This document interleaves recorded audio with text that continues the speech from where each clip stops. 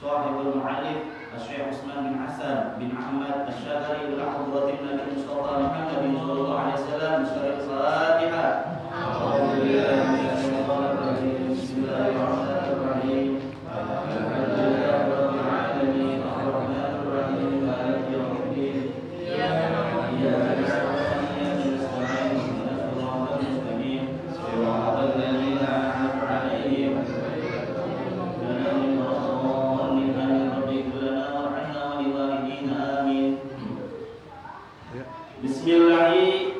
Bismillahi dengan menyebut nama Allah Ar-Rahmani, zat yang maha pengasih, Ar-Rahim, zat yang maha penyayang. Bismillahi dengan menyebut nama Allah. Jadi musonif ataupun yang mengarang kitab ini sebelum beliau mengarang kitab maka diawali dengan pembacaan Bismillahirrahmanirrahim. Maka di dalam sarahnya pun dijelaskan kullu amrin bibalin la yubda'u fihi bismillahirrahmanirrahim fahuwa akhtar ay fahuwa akhtar. Setiap segala sesuatu yang dinilai baik, yang menghasilkan kebaikan, la yubda'u, tidak dimulai fihi, di dalam pekerjaan tersebut, Bismillahirrahmanirrahim, dengan mengucap Bismillahirrahmanirrahim, fahuwa aqta, maka terputus, ay fahuwa artar, ataupun sia-sia. Apanya? Pekerjaan tersebut. Itu yang pertama. Jadi musonif ini Syekh Utsman, beliau sebelum mengarang sebuah kitab, beliau sandarkan dulu, yaitu menyebut nama Allah. Jadi setiap segala sesuatu yang baik, yang menurut kita itu baik, yang menghasilkan kebaikan, maka harus diawali dengan menyebut nama Allah. Akan tetapi hadirin, ada juga yang zahirnya baik, tetapi batinnya tidak baik. Apa contohnya? Kamar mandi, buang hajat besar, zahirnya baik, betul nggak? Iya. Tapi batinnya nggak baik karena buang kotoran kita. Maka itu semua tidak harus menyebut nama Allah. Untuk masuk kamar mandi nggak apa-apa. Tetapi pas keluar itu kotoran nggak usah menyebut Bismillahirrahmanirrahim. Jadi kullu amrin bibalin, setiap segala sesuatu yang baik aja dan menghasilkan kebaikan, itu baru kita awali dengan Bismillahirrahmanirrahim. Mau makan, Bismillahirrahmanirrahim. Mau tidur, Bismillahirrahmanirrahim. Mau berangkat taklim, mau sekolah, mau bekerja bagus, baik, menghasilkan kebaikan, maka harus diawali dengan Bismillah. La yubda'u fihi, tidak diawali dengan Bismillah, fahuwa aqtar, maka terputus apanya? Keberkahannya. Itu yang pertama. Adapun yang kedua, kenapa Syekh Utsman Ibn Hasan beliau menulis Bismillahirrahmanirrahim? Ini karena beliau menyandarkan nama Allah. Artinya apa? Bertawakal kepada Allah, pasrah diri. Saya menulis ini kitab dengan pasrah diri kepada Allah, tawakal, yaitu menyandarkan nama Allah. Sebab kesempurnaan itu hanyalah kepada Allah. Beliau pasrah semuanya. Saya serahkan, saya mengarang kitab dengan menyebut nama Allah. Mau berangkat dari rumah ke musola, diawali dengan Bismillah.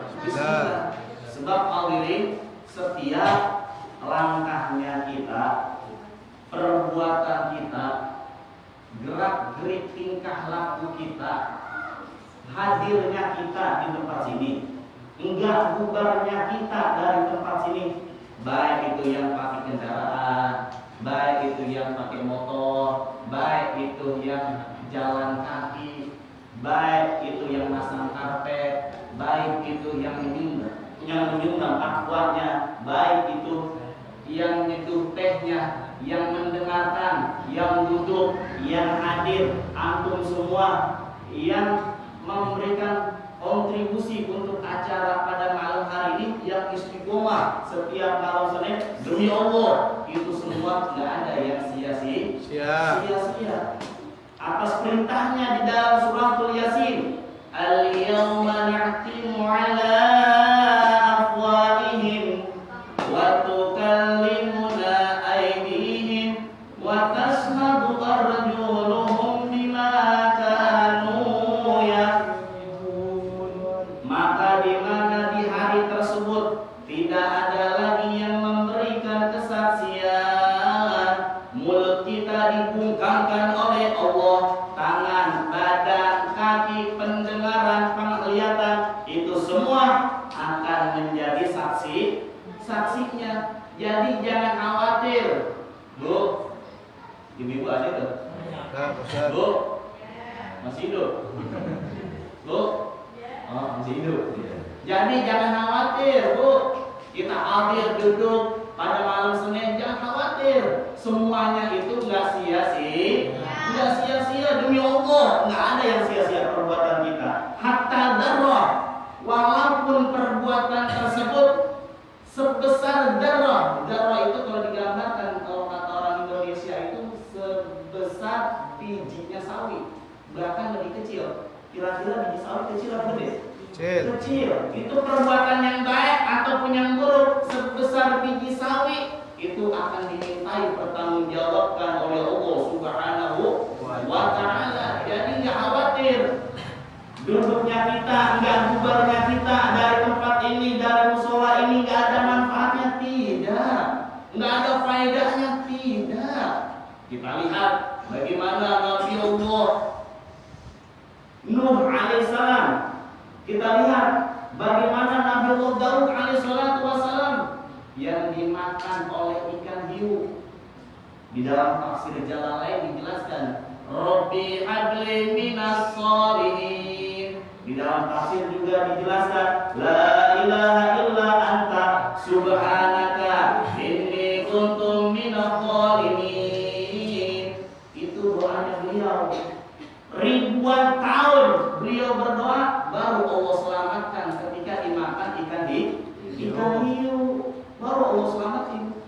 Begitu juga para nabi, para rasul. Nabi Allah Ibrahim alaihissalatu wassalam puluhan tahun berdoa. Di dalam tafsir Sahwi dijelaskan, Rabbi habli minas sholihin. Ya Rabb, berikanlah kami keturunan anak yang soleh dan soleha. Puluhan tahun, Bu. Itu Nabi Ibrahim, baru Allah kabul beliau punya doa, baru Allah ijabah. Puluhan tahun baru Allah ciptakan Nabi Allah Ismail. Dan dari asbab musabab Nabi Allah Ismail Allah ciptakan sayyidil wujud wasababil a'dhami min kullil mawjud. Sebab keturunan Nabi Allah Ismail Allah ciptakan semua alam jagat raya. Adanya planet, bulan, bintang, arus, adanya bumi beserta isinya, itu asbab musabab daripada keturunan Nabi Allah Ismail alaihissalatu wassalam. Beliau adalah sayyidil wujud wasababil a'dhami min kullil mawjud. Siapa beliau? Laulaka ya Muhammad ma khalaqtul aflam. Beliau adalah Sayyidina Muhammad sallallahu alaihi wasallam. Maka jangan khawatir, duduknya kita, hadirnya kita, yakin bahwa doa kita pasti akan diijabah oleh Allah Subhanahu wa ta'ala. Doa-doa ibu-ibu, doa bapak-bapak yang setiap malam, setiap detik, setiap menit, setiap waktu kita mustajab kepada Allah Subhanahu wa ta'ala, yakin doa tersebut akan dikabul oleh Allah Subhanahu wa ta'ala. Jadi semua perbuatan kita nggak ada yang sia-sia. Hadir di majelis ilmu. Begitu juga guru saya pernah berkita, yang dimana hadis ini adalah hadis musalsal. Yang namanya hadis musalsal itu dari guru ke guru, dari guru ke guru, itu namanya hadis musalsal. Musalsal kalma ala musbin hatta, dalam Alfiyah Ibnu Malik dijelaskan. Hadis musalsal itu hadis yang dari guru ke gurunya lagi nyambung. Al-Habib Muhammad radhiyallahu beliau mendengar ini hadis dari abahnya Sayyidina Syekh Al-Habib Sa'ad bin Mahdi bin Syekh Abu Bakar bin Salim.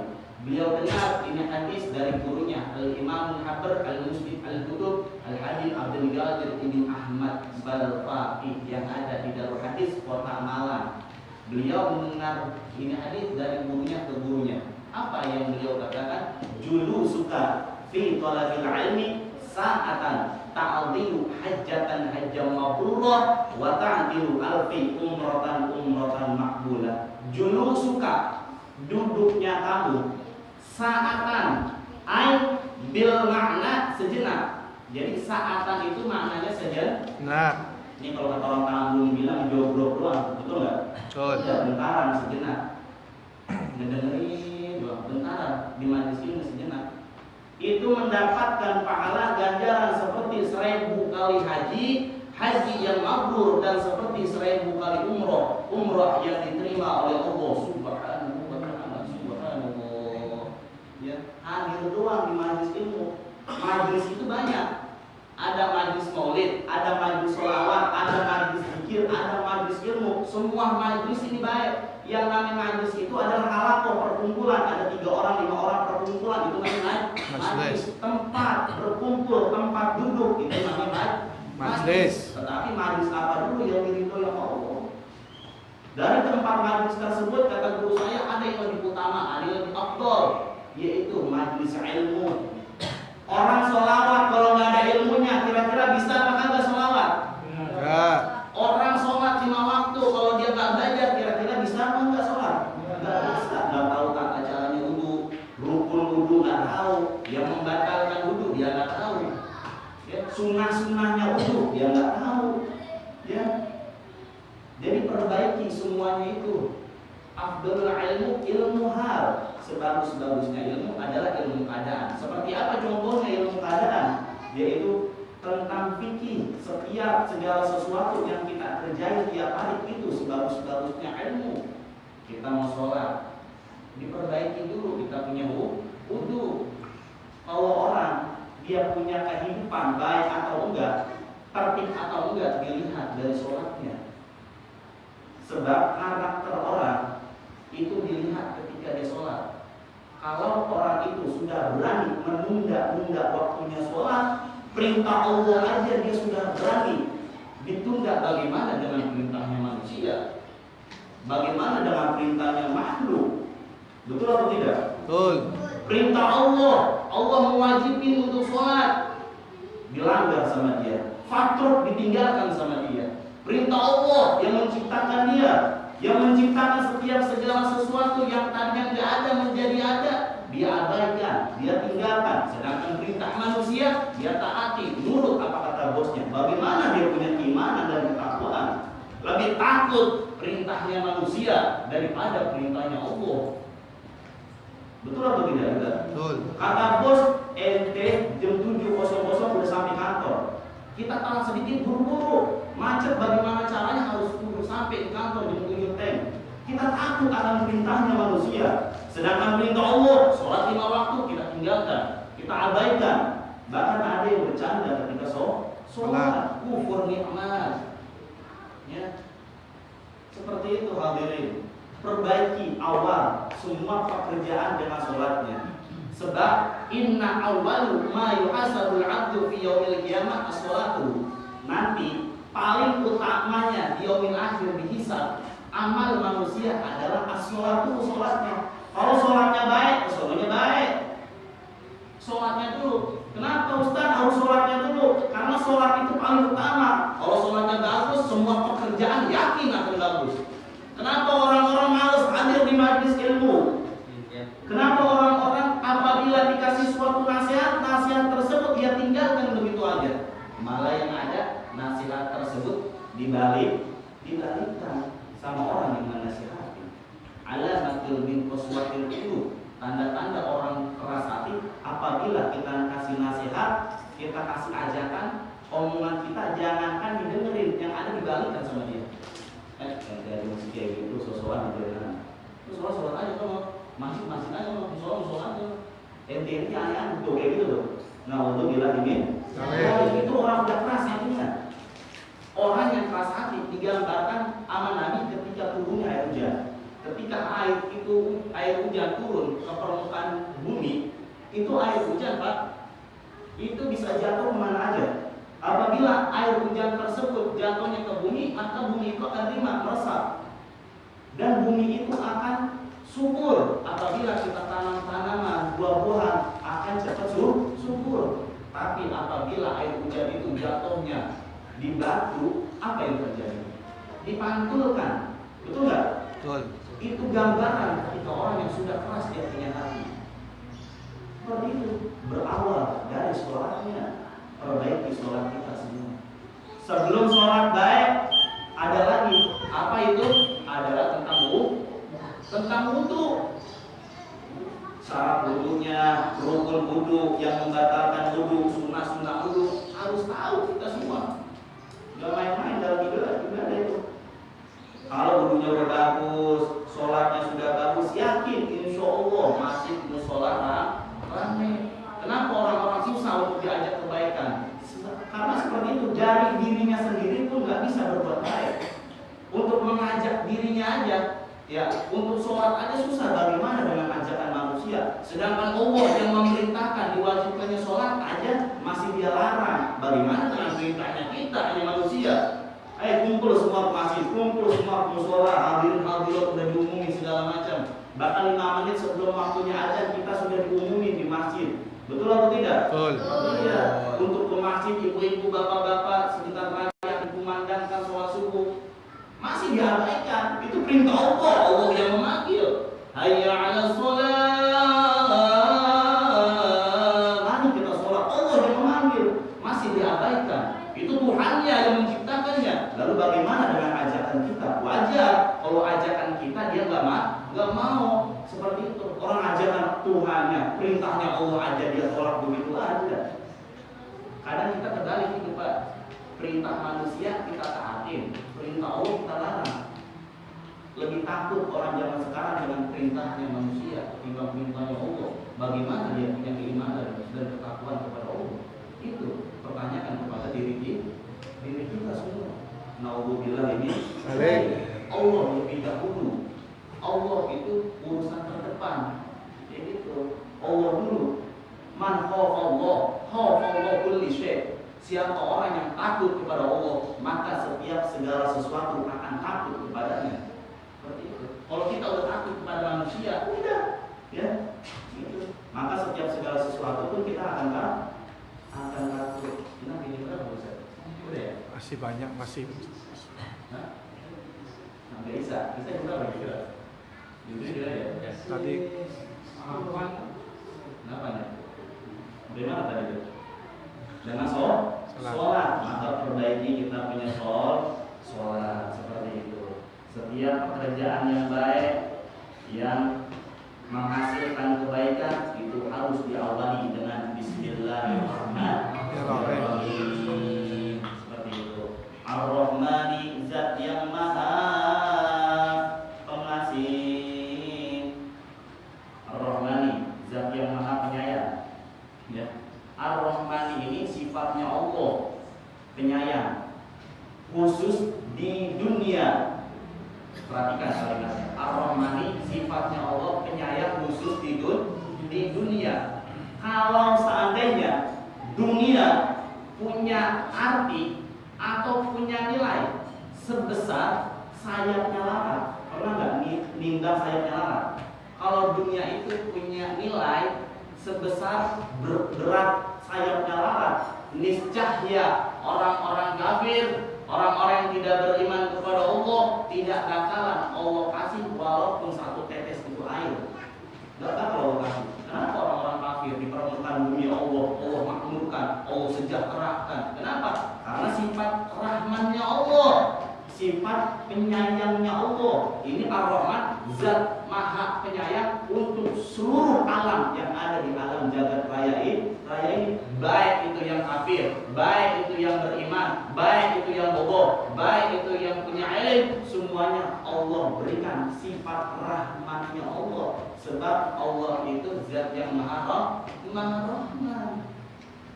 Pernah ada nanya sama saya jamaah, Ustaz, kenapa sih kita orang-orang beriman kebanyakan orang yang bertakwa kepada Allah hidupnya susah ketimbang orang-orang Yahudi Nasrani, yang dimana mereka itu tidak ada iman kepada Allah, akan tetapi mereka hidupnya sejahtera. Sedangkan saya sudah lama ya beribadah kepada Allah, bertakwa kepada Allah, berpuasa di bulan suci Ramadan, tapi kenapa saya hidup seperti ini aja?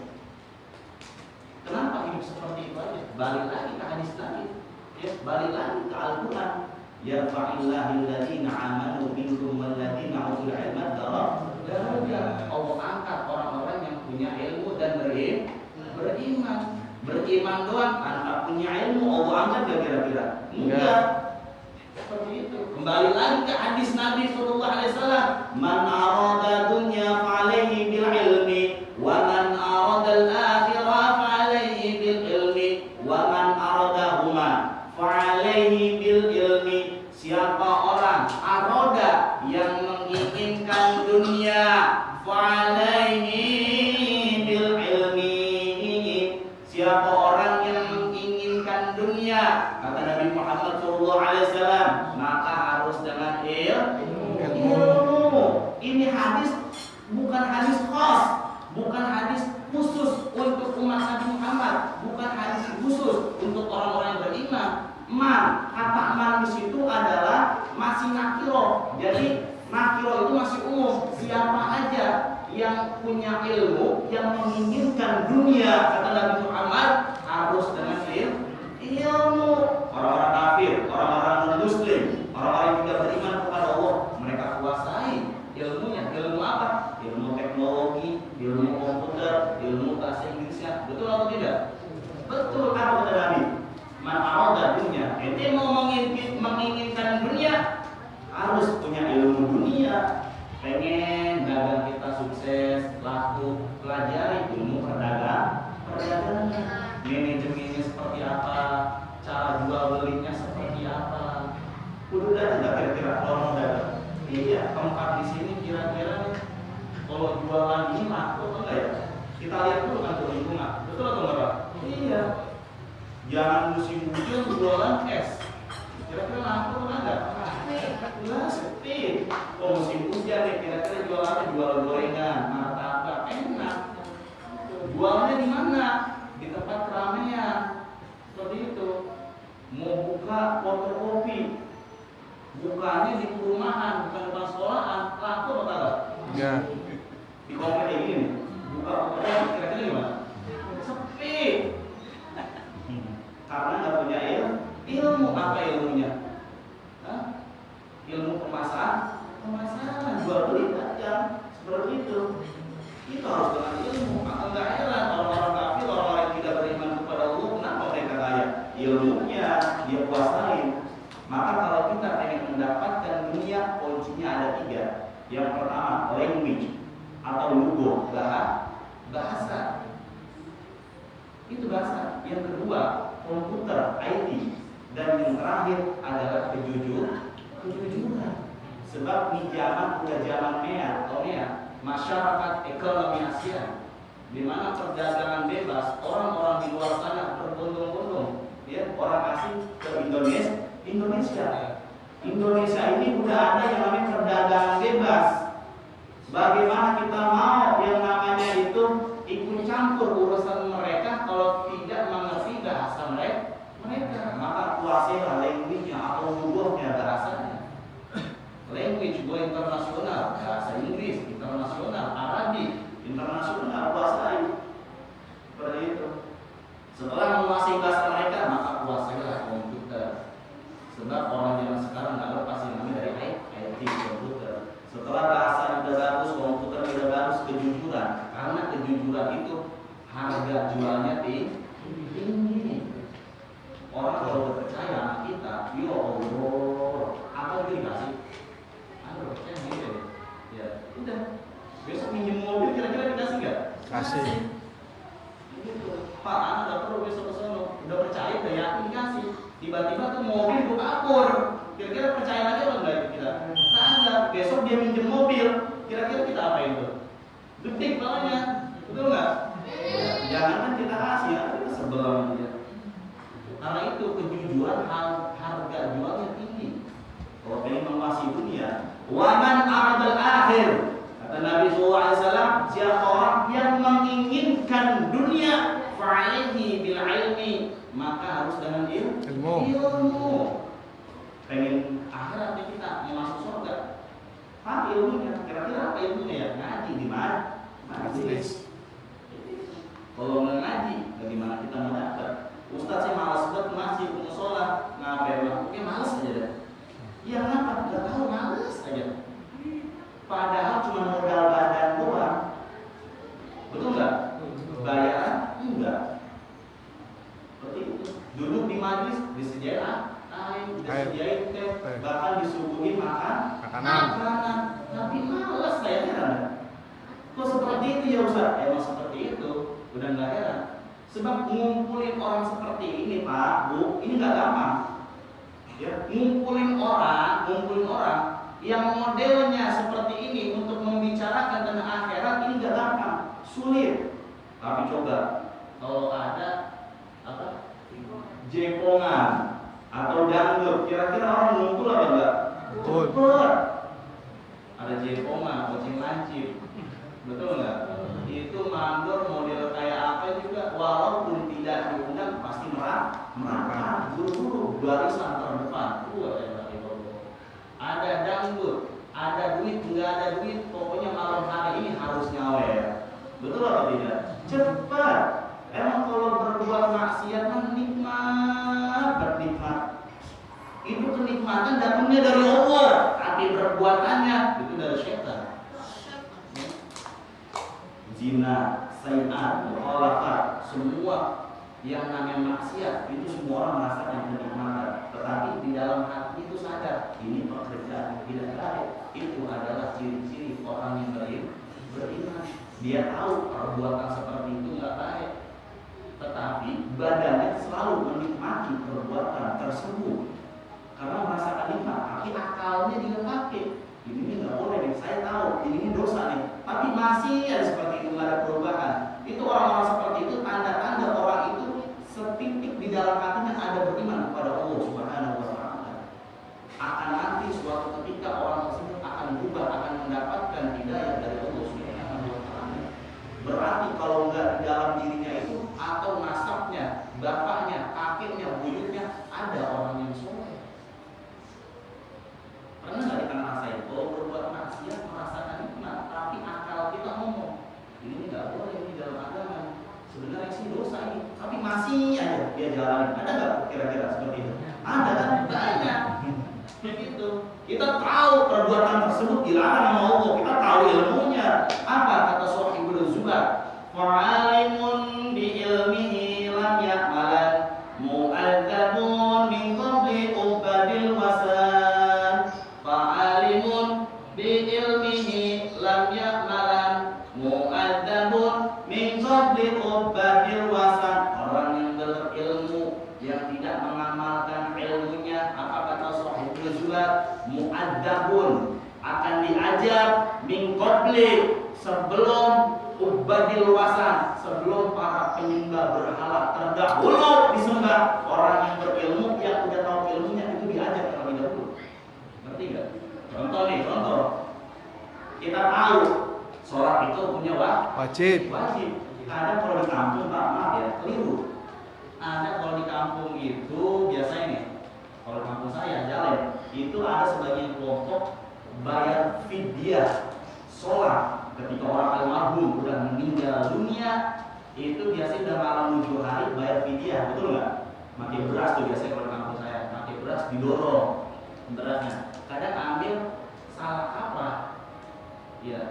Itu sholat bayar fidyah sholat, bayar fidyah saum. Yang namanya sholat itu hukumnya mutlak, wajib. Jadi nggak pakai yang namanya bayar fidyah. Yang bayar fidyah itu adalah saum, puasa, ingkar atau berjanji, ya, atau misalnya kita pernah ada utang sama orang, utang nazar itu harus dibayar pakai fidyah. Tapi yang namanya sholat nggak harus bayar fidyah. Karena mau bayar fidyah besok almarhum, nggak ada yang namanya fidyah sholat, hukumnya mutlak wajib. Idza antum latas tapi bil qiyam bil julus, kata Nabi. Kalau kita nggak mampu sholat berdiri, maka harus dalam keadaan duduk. duduk nggak mampu berbaring, baring nggak mampu isyarat kedipan mata. Pertanyaannya Ustaz, kan saya nggak punya wudhu. Ya wudhu nggak bisa kan, semua takut ada. Kita ayammu nggak bisa. Muka saya lupas tandanya ini mah ya. Apabila kena kesentuhan seperti itu menjadi infeksi. Sedangkan ghuslul wajhi menjadi furudul wudu. Sedangkan membasuh muka menjadi fardu wudu. Kalau muka tidak dibasuh, maka marfudatun latut balu. Marfudatun sia-sia latut balu gak bakal diterima sholatnya karena menjadi furudunya wudu. Terus bagaimana Ustaz? Ditayamumin sama mahramnya. Ya, misalnya si fulan nggak bisa wudu, nggak bisa tayamum, sampai disuruh ditayamumin, saking wajibnya sholat. Tuh, udah makin mantap Ustaz, nggak bisa juga, makanya udah katarak. Nanti makin hati dah sholat. Udah makin hati Ustaz, nggak bisa juga, bos repot. Panggil amil, panggil ketua DKM. Orang DKM ngumumin di musola, inna lillahi wa inna ilaihi raji'un. Kumpulin orang sama-sama kita sholat. Kelar udah. Betul nggak? Kayak gitu. Saking wajibnya sholat ketika orang meninggal dunia masih harus disolat. Sholat jadi kagak ada yang namanya fidyah sholat. Saum ada fidyah. Contoh, misalnya si fulan ini udah bulan suci Ramadan, ya. Tiba-tiba dari hari pertama sampai 10 hari dia puasa, mau 10 hari sampai takbiran sakit nggak puasa, meninggal dalam keadaan takbir, ya. Jadi dari malam 10 sampai malam takbir harus dibayar fidyah, kayak gitu.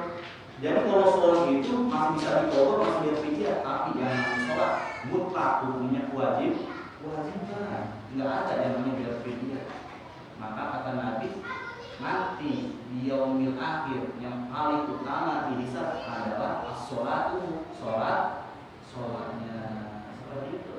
Lalu dilanjut kata Nabi, waman aradal akhir fa'alaihi bil ilmi, waman aradahuma, nih lanjutannya, dan barang siapa orang yang menginginkan huma keduanya antara dunia dan akhirat, fa'alaihi bil ilmi, maka harus dengan ilmu.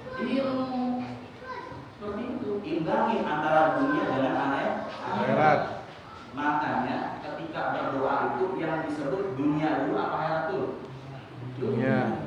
Rabbana atina fid dunya wa fil akhirati hasanah wa qina adzabannar. Minta dunia yang baik. Kalau dunianya baik, akhiratnya baik. Kalau di dunianya aja rusak, bagaimana ketika di akhirat? Sebab dunia ini gambaran kita ketika nanti di akhirat. Jauh dekatnya kalian nanti di akhirat sama Nabi Muhammad itu dilihat ketika kalian berkumpul di majelis seperti ini.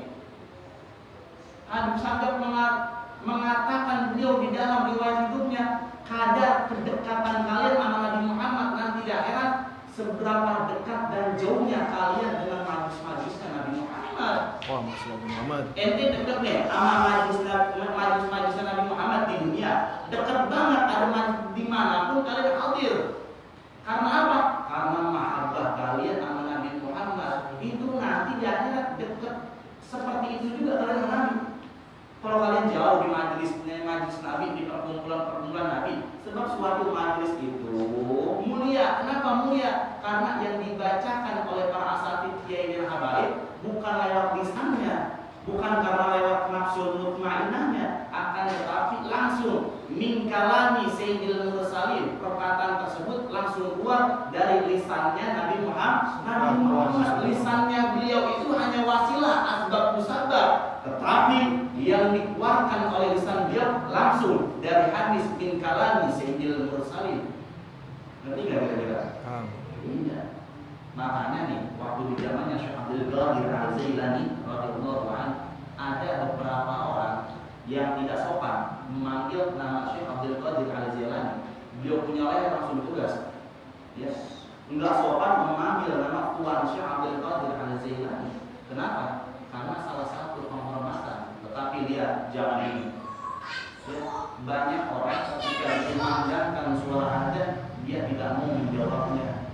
Banyak orang ketika mendengar suara adzan, dia malah mengobrol. Dan banyak juga ketika kumpul hadir majlis-majlis Nabi Muhammad sedang dibacakan hadis Nabi Sallallahu Alaihi Wasallam, yang namanya hadis itu ucapan Nabi yang keluar dari lisannya Nabi yang sangat mulia, tetapi orang tersebut bukan mendengarkan, malah berbicara, bukan mendengarkan, malah menghasut, bukannya berkumpul, malah diomongin. Ya Allah, boleh ada. Itu yang berbicara bukan guru, tetapi Nabi Muhammad. Lisan ini hanyalah perantara asbab musabab. Makanya waktu Sayyid Muhammad Al-Malik di Mekah, waktu beliau itu didatangi sama muridnya, itu nanya tuh, ente datang ke sini ada tujuan pribadi saya apa tujuan Nabi Muhammad? Kok gitu Tuan Guru? Kalau emang pengen kepribadian saya layanin. Tapi kalau ente datang ke sini mau dengar hadis Nabi, saya masuk lagi ke kamar. Baik Tuan Guru, saya ke sini mau minta nasihat dari Tuan Guru. Itu Sayyid Muhammad Al-Malik di Mekah masuk, ya hujurnya lagi ke kamar lagi. Ngapain? Ganti pakaian, makin wangi, semakin juga, makin imamah, makin minyak wangi, tak lupa menggunakan siwak. Langsung dia naik di atas tangga-tangga, ya di tempat yang sangat tinggi, itu beliau baru mengucapkan hadis Nabi Sallallahu Alaihi Wasallam. Pas turun itu murid nanya nih Masih Muhammad Al-Malik, wahai Tuan Guru, kenapa kau barusan ganti pakaian dan memakai minyak wangi serta menggunakan siwak? Dan engkau kenapa naik di tempat yang sangat tinggi? Apa jawabnya Syekh Muhammad Al-Malik? Karena apa yang barusan saya sebutkan itu langsung keluar dari kalam Sayyidul Mursalin, hadis Nabi Sallallahu Alaihi Wasallam. Saya mengagungkan hadis Nabi apabila saya berbicara yang pembicaraan tersebut pernah dibicarakan oleh Nabi ataupun hadis Nabi, saya harus memakai wangi-wangian, baju yang rapi, pakai imamah, tinggi beliau untuk tempatnya karena mengagungkan daripada lisan Sayyidul Mursalin. Tapi zaman sekarang orang-orang malah golil adab sama Nabi, ya. Ada maulid, ada majlis, bukan didengerin, malah keberisikan. Hadir majlis, hadir maulid, bukannya hadir malah diomong. Ya Allah, sedih. Akhir zaman yang kayak gitu, ya. Akhir zaman. Sebab orang-orang yang berkumpul pada malam hari ini, kita ini bukan orang lain kita, ya, orang yang dipilih oleh Allah. Makanya waktu kejadian saya mundur pertama kali sama Abu Sagar, saya itu nggak betah Pak Bu. Kenapa? Biasanya megang HP, nggak megang Biasanya ketemu ayah ibu nggak ketemu. Biasanya makan enak di sono makan meri. Biasanya makin motor di sono enggak. Biasa hidup bebas, saya kemana aja boleh, di pondok ketat. Adanya peraturan itu untuk ditaati, bukan untuk dilanggar. Ya. Seperti itu. Itu di pondok. Ya Allah, apa kata guru saya ketika saya berkata, Tuan Guru, saya mau pulang. Kenapa mau pulang nggak betah? Kenapa nggak betah? Ya nggak betah. Iya kenapa nggak betah? Orang nggak betah. Orang nggak betah ya nggak betah. Saya nggak mau dipaksa Guru. Gitu ya. Akhirnya sama alim saya dibawa sama Muhammad Waliullah. Antum jadi ngomong apa sih? Sekarang saya nggak tahu nanya tuh ya sama ustaz saya ngomong apa sih? Ente anak baru. Iya dia anak baru. Dipegang saya punya kepala sama Habib Muhammad. Siapa namanya Nur Yaman, panggilnya Yaman. Ente mondok di tempat saya 10 tahun. Siap, Bim. Seketika itu juga saya betah. Pas ketika saya mau minta doa sama beliau, apa kata beliau? Orang yang tidak betah di tempat yang baik berarti dia bukanlah orang baik. Ini ma'had, ini pondok adalah pondok Nabi Muhammad, pondok yang baik. Kalau kamu Yaman gak betah di tempat yang baik, pertanyakan diri kamu, berarti kamu itu bukanlah orang baik. Majlis, taklim,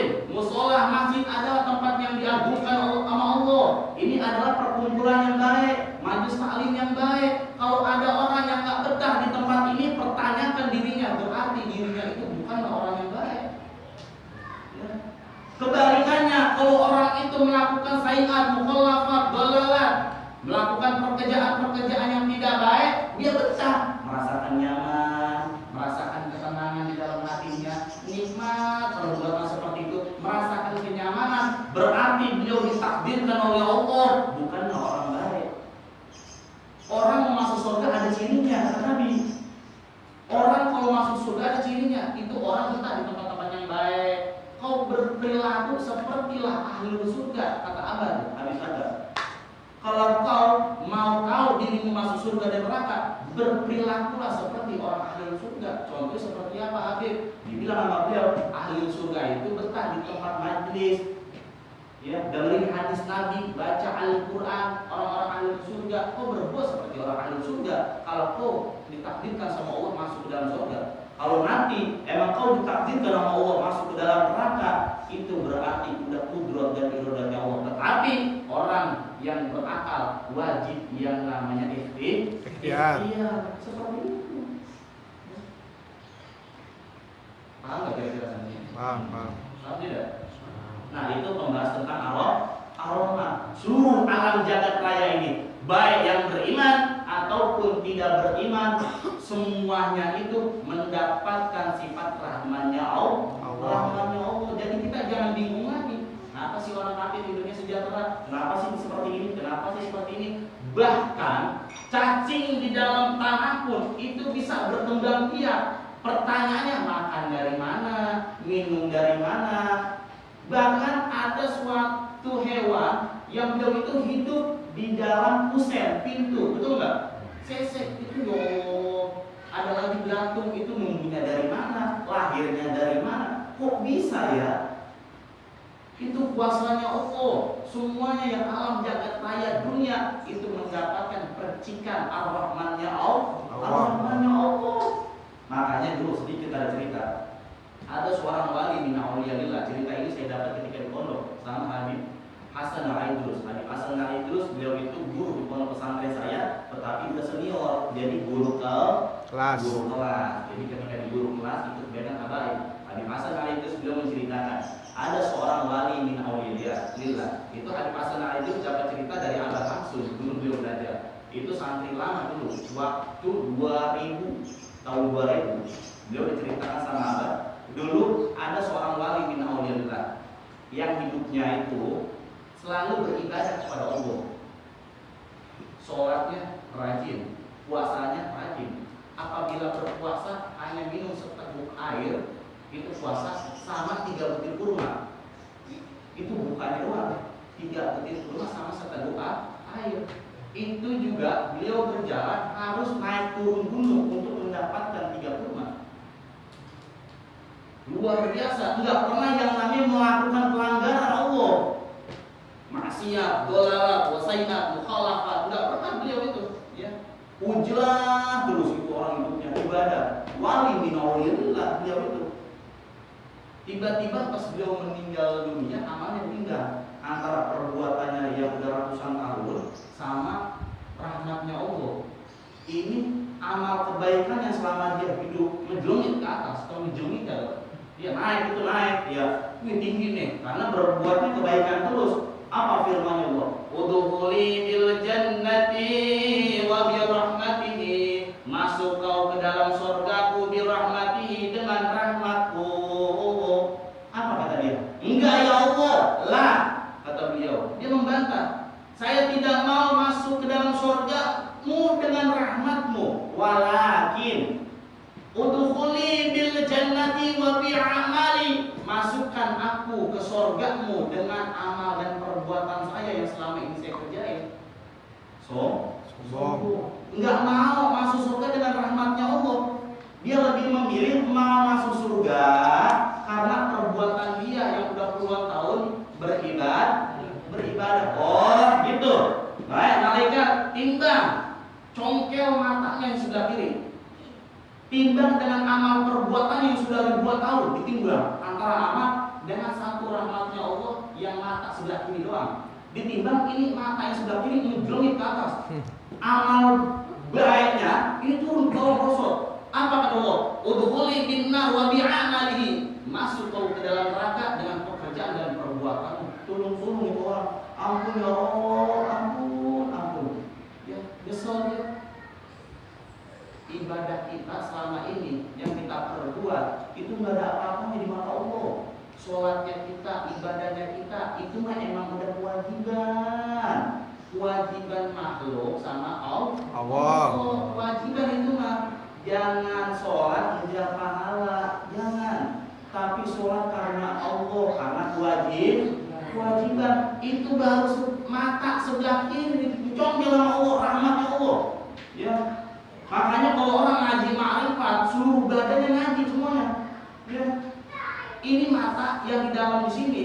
Ini kalau bukan rahmatnya Allah, ini mata nggak bakal melek. Contoh, kita punya mata, kita congkel itu mata kita taruh di meja. Apakah mata tersebut itu bisa melihat? Tidak. Yang ada mengeluarkan darah. Berarti yang bisa melihat di sini adalah rahmatnya Allah. Tangan kita bisa bergerak karena kita potong nih. Taruh di meja. Apakah tangan itu bisa bergerak? Ada. Kenapa di sini bisa bergerak? Berarti yang menggerakkan adalah rahmatnya Allah. Nih sifat rahmatnya Allah. Walaupun ibadah kita sudah banyak, tetap ya, yang namanya surga dan neraka karena rahmatnya Allah. Rahmatnya Allah, kasih sayangnya Allah, hujan turun rahmatnya Allah. Rahmatan lil alamin. Seperti itu hadirin hadirat yang dimuliakan oleh Allah Subhanahu wa taala. Kira-kira yang hadir di sini cinta atau tidak sama Nabi? Cinta atau tidak sama Nabi? Cinta. Ibu-ibu yang hadir pada malam hari ini cinta atau tidak sama Nabi? Cinta. Jangankan kita nih Pak, jangankan kita. Ya, sahabat Nabi, tahu sahabat? Yang dinamakan sahabat itu Pak, ada 4 syarat. Yang pertama, hidup satu zaman sama Nabi. Ya. Yang kedua, beriman sama Nabi. Yang ketiga, langsung lihat Nabi. Yang keempat, wafat dalam keadaan beriman. Itu sahabat. Tapi ada orang hidup satu zaman sama Nabi, beriman sama Nabi, wafat dalam keadaan beriman, tetapi nggak dikategorikan sahabat. Kenapa? Karena hidup satu zaman sama Nabi, nggak pernah lihat Nabi. Ada nggak? Ada. Siapa? Uwais al-Qarni. Makanya beliau itu julukannya Sayyidut Tabi'in, rajanya, pimpinannya para tabi'in. Al-Imam Ali radhiyallahu anhu, beliau adalah sahabat Nabi, mengatakan di dalam riwayat hidupnya, apa kata beliau? Wa asana minka lam tara qatwa'in wa atyabu minka lam tara bin nisa kulikta mubarra'an min kullil 'aib ka'annaka qad kulikta kama tasya'a wa asana minka lam tara qatwa'in. Enggak ada yang lebih mulia, enggak ada yang lebih ganteng, enggak ada yang lebih istimewa yang pernah aku lihat dari kedua bola mataku. Wa hasana minka lam taladin nisa. Enggak ada yang lebih sempurna siapapun itu orangnya yang dilahirkan dari rahim siapapun. Ulikta mubarra'an min kullil aib. Engkau diciptakan wahai Nabi tanpa adanya aib sedikit pun, Nabi. Wa asana minka lam tara qatwa'in wa atyabu minka lam taladin nisa. Ulikta mubarra'an min kullil aib. Ka'annaka qad ulikta kama tasha. Ka'annaka, seolah-olah engkau wahai Nabi, ka'annaka qad. Nah, di situ menggunakan qad. Sungguh qad ulikta, sungguh engkau itu diciptakan sebagaimana yang kau inginkan. Shallallahu alaihi Muhammad. Itu Nabi. Seolah-olah udah sempurna itu Nabi. Sebagaimana yang beliau inginkan. Bagaimana Al-Imam Al-Abr Al-Qutub Al-Mustir Al-Arif Bilal Habib Abdul Qadir bin Ahmad Al-Faqih yang ada di Darul Hadis Kota Malang. Itu Pak Habib Abdul Qadir, seorang ulama dari Jawa Timur. Itu beliau cetak ribuan para habaib. Itu yang ada di Darul Hadis Malang, Jawa Timur. Salah satu saya punya guru Habib Sagaf di Madinah Syekh Abu Bakar bin Salim. 12 tahun beliau mondok sama Habib Abdul Qadir bin Ahmad Al-Faqih. Ya. Beliau itu pangkatnya Al-Imam Al-Abr. lautannya ilmu. Ya. Jadi digambarkan itu Al-Imamul Habar, Habib Abdul Qadir, pangkat itu lautannya ilmu. Kalau kita mah kagak ada tetesnya, betul nggak? Itu Imamul Habar. Digambarkan di lautan ilmu dah Imamul Habar itu. Seorang musnid, kutubus sita, kutubul hadis, sanad Imam Muslim, sanad Imam Bukhari, Mustad Imam Tirmidzi, sanad Imam Ibnu Majah, sanad Imam Ibnu Daud, kutubus sita, kutubul hadis, itu beliau hafal semuanya. Kitab-kitab, sanad, mustad, beliau hafal semuanya. Itu Imamul Habar. Apa kata beliau? Beliau mengatakan, innana la nahtaju ila katsirin minal ilm, walakin nahtaju ila katsirin minal akhlaq. Innana, sesungguhnya kami ini Habib Abdul Qadir tidak butuh yang namanya banyaknya ilmu, walakin akan tetapi yahtaju ila katsirin minal akhlaq. Kami butuh yang namanya akhlak. Subhanallah. Habib Abdul Qadir, seorang mustid, Imamul Habar, seluruh kitab Imam Mustid Bukhari, Imam Muslim, sanad Imam Tirmidzi, semua beliau hafal, kutubus sita, kutubul hadis, sampai mengatakan enggak butuh ilmu. Lebih butuh akhlak. Bayangin seorang Imamul Habar mengatakan seperti itu. Kenapa coba? Karena beliau adalah pengikut cucunya Sayyidil Mursalin, ya, Nabi Muhammad. Aku diutus di permukaan bumi untuk menyempurnakan akhlak. Jadi pelajaran ini ada 2 poin. Ya, yang pertama, intinya pada malam hari ini setiap pekerjaan kita diawali dengan bismillah, baik itu majlis taklim, baik itu kerja diawali dengan bismillah. Yang kedua adalah tentang akhlakul karimah, sopan santun ketika hadir di majlis taklim. Maka dengarkan dan perhatikan hadis-hadis yang telah dibaca oleh guru-guru kita. Hadirin, jangan pernah bosan kita hadir di majlis taklim. Jangan pernah kita merasa jengah hadir di majlis taklim. Kalau seandainya kita tidak mau hadir, cukup uskut, kata Nabi, diamlah. Jangan sampai kita bicara yang tidak enak. Takut kualat doang. Ya, udah datang nggak mau, ngebantu dakwahnya Nabi nggak mau, malah diomongin. Jangan. Kita ngajak udah Pak, ngumumin udah, ngundang udah, menyediakan minuman udah, makanan udah, kan tinggal bawa badan doang, betul atau tidak? Iya. Tapi sulit. Udah terakhir kita doain kayak gitu. Sebab hidayah itu Allah yang memberikan.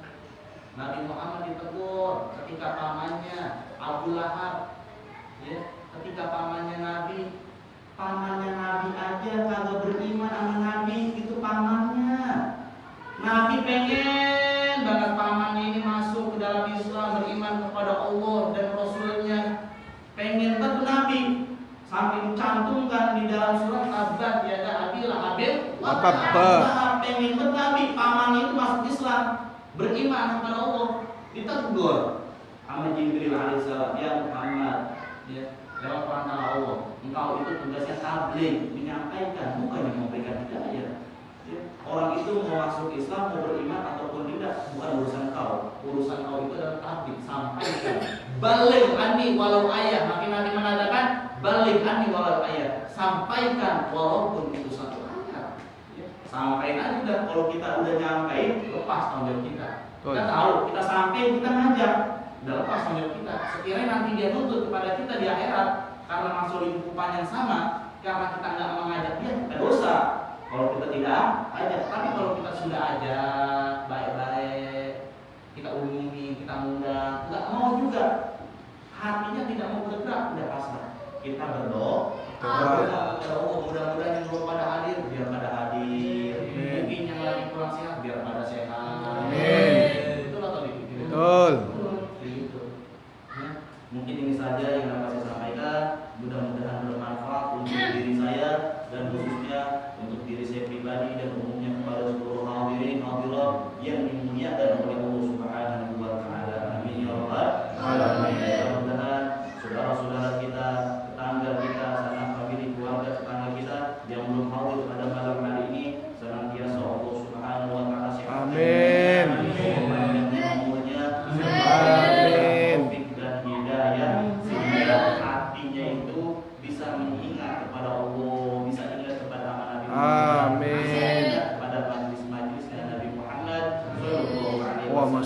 Bismillahirrahmanirrahim. Alhamdulillahirabbil alamin arrahmanir rahim maliki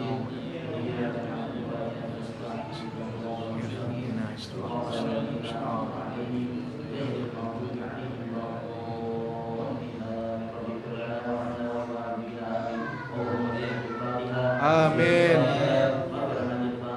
Amin ya Allah. Amin ya Allah. Amin ya Allah. Amin.